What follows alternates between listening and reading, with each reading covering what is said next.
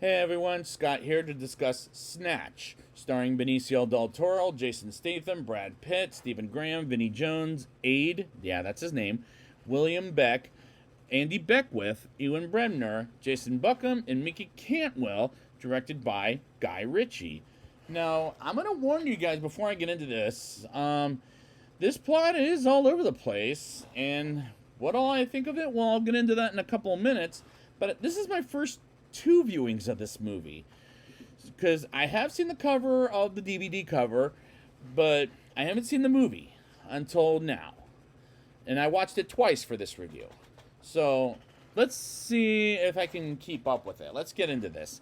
Turkish, played by Jason Statham, and Tommy, played by Stephen Graham, sits in the interrogation room as Turkish narrates he is a boxing promoter.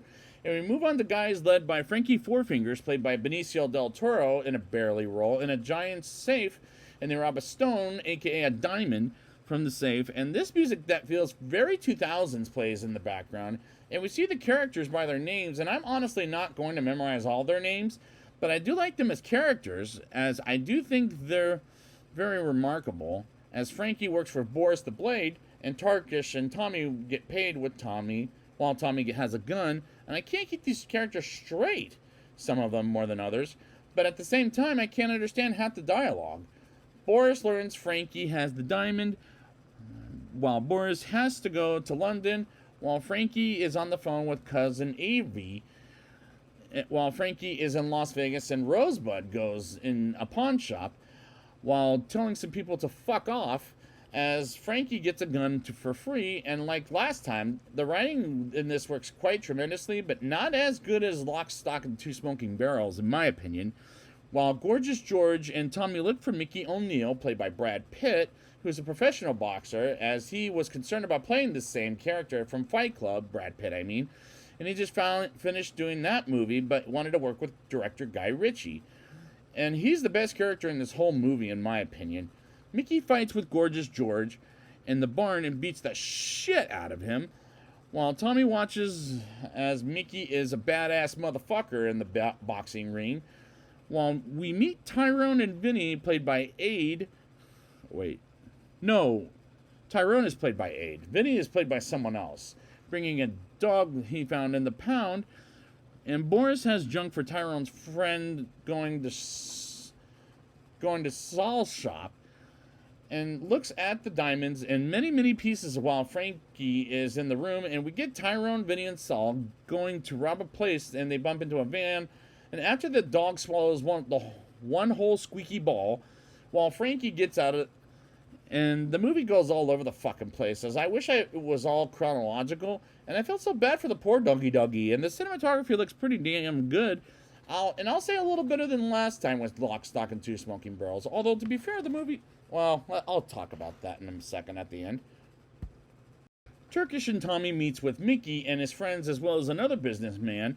And Boris learns Frankie is gambling in Las Vegas and bets on a boxing match and goes to London to deal with it, while Tyrone, Vinny, and Saul look for Frankie, and they think they see him, but go inside a safe and get trapped by the safe as all bets are off and don't get any money except for coins and try to escape, but they can't until Tyrone comes to the door and wonders what the fuck are they doing on the ground and rush out of there, as that was pretty funny. And this movie has some great timing for humor.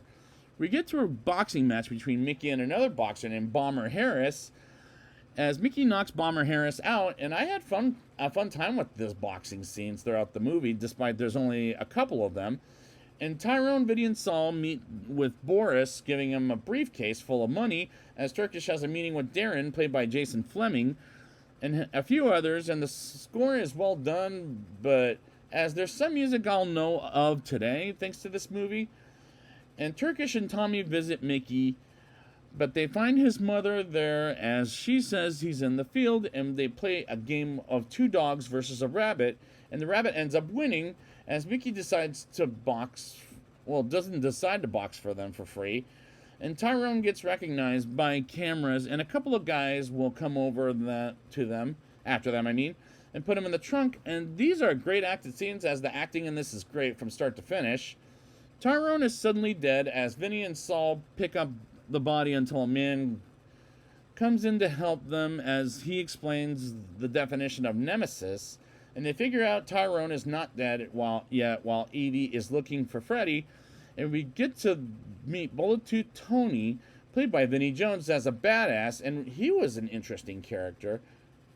Bullet Tooth Tony bumps into Gary and Mullet, played by Ewan Bremner, and Tony brings Mullet from outside and drops him off at the street while driving a car.